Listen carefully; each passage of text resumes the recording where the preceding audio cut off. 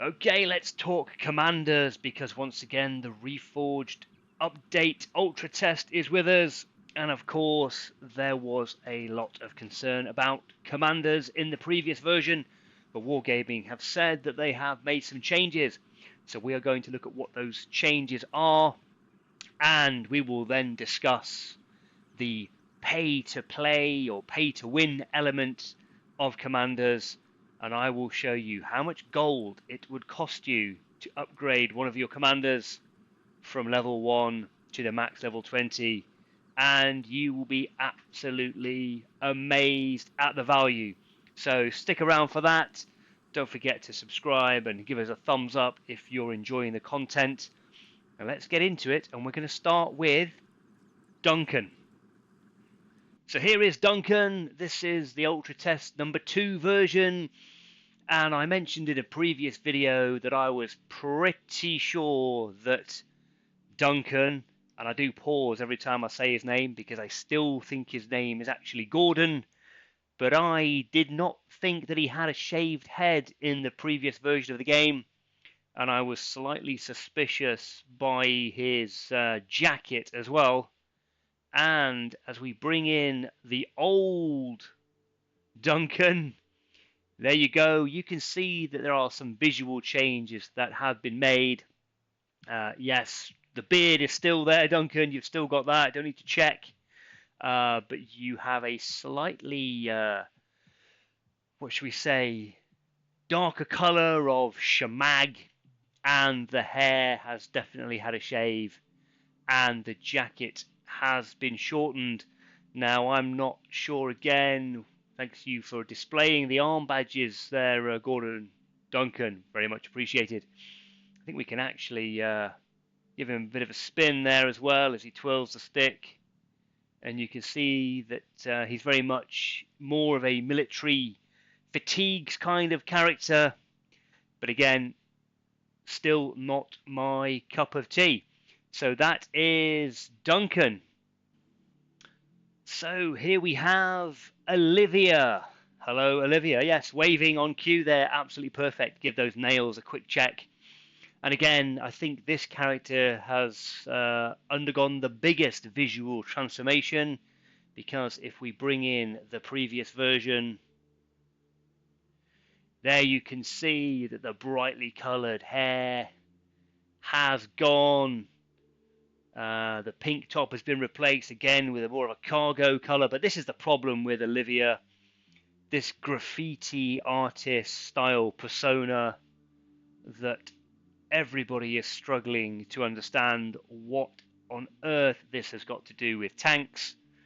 Let's give her a spin round, bit of a backpack there, but again carrying some graffiti cans, and despite not having the brightly coloured hair anymore, still is not something you would expect to see anywhere near an armoured vehicle.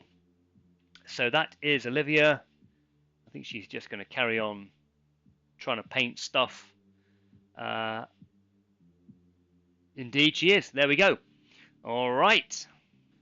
Anthony Cole. And this is going to be very quick and easy because as we bring in the old Anthony Cole, you can see that there are no changes whatsoever, which is an indication that Wargaming think that this is a good representation for the new game as to what a tank commander should look like.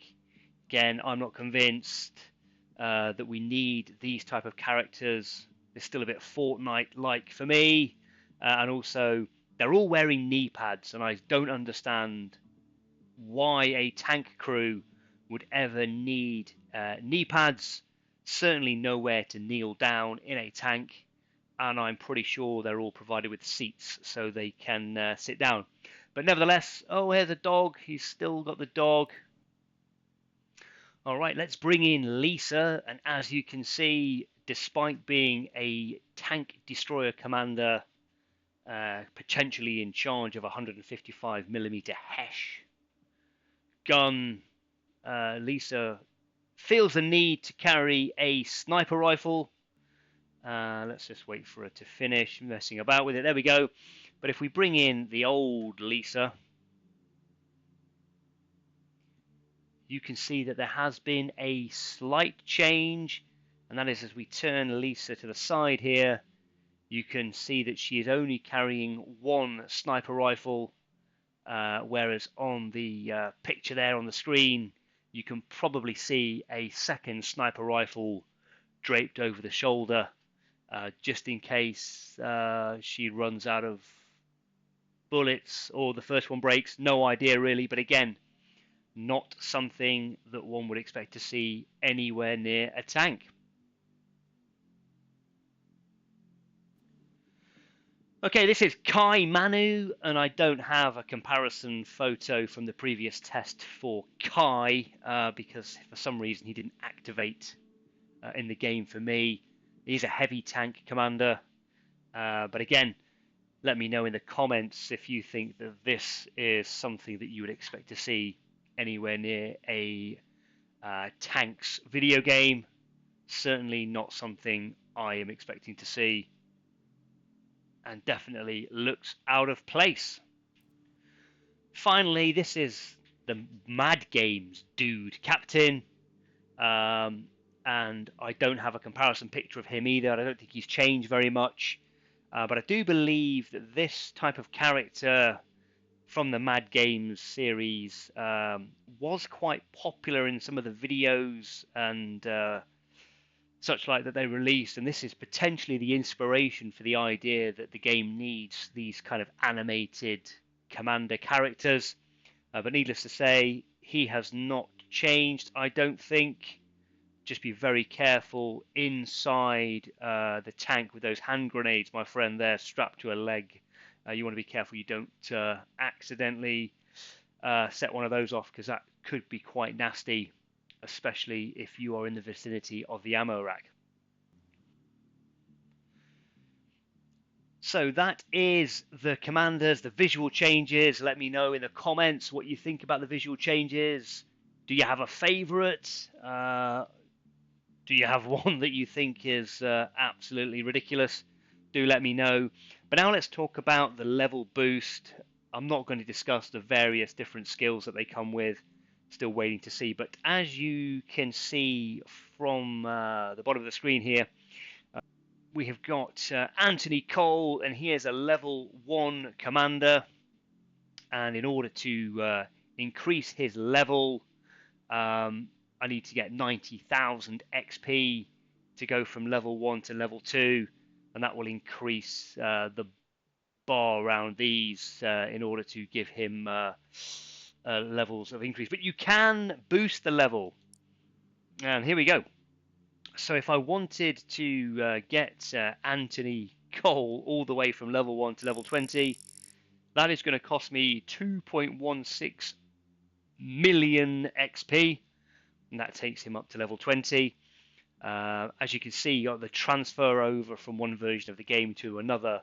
I have got 7 million XP, but not every player, especially newer players, are going to have that. So you're going to have to work extremely hard in battles to upgrade your commanders, or you can visit the store, and there is a commanders tab here, and there are these books available for upgrades. This one is free. I don't know if that's just part of the test or that's a given for everybody when the game comes in. And there is a commander booklet here for 300,000 credits. Unfortunately, because it is the test, it doesn't actually tell me what that is going to do for me and how much I'm going to get for it. And of course, you can buy them for gold. 1,000 gold there gets you the legendary commanders book. So that is one way of doing it. However, if we go back to the commander page and we go level boost, and we are unable or unwilling or don't have the time to earn our 2.16 million XP to upgrade this commander, of course there is the option to use gold, and you can purchase all of the levels you need to get this commander up to level 20. And can you take a guess at how much that's going to cost? Okay, let's see how close you were. There we go. The cost of upgrading a commander to level 20 is 14,400 gold. So if anybody's suggesting that commanders are not pay to win, I would disagree with that. So there you have it. That's the visual changes to the commanders and the absolutely astronomical cost of upgrading those commanders to the maximum level of level 20. Do you think, firstly, commanders are a good idea?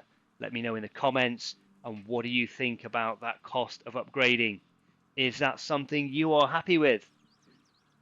Don't forget to like and subscribe. Thanks very much for watching.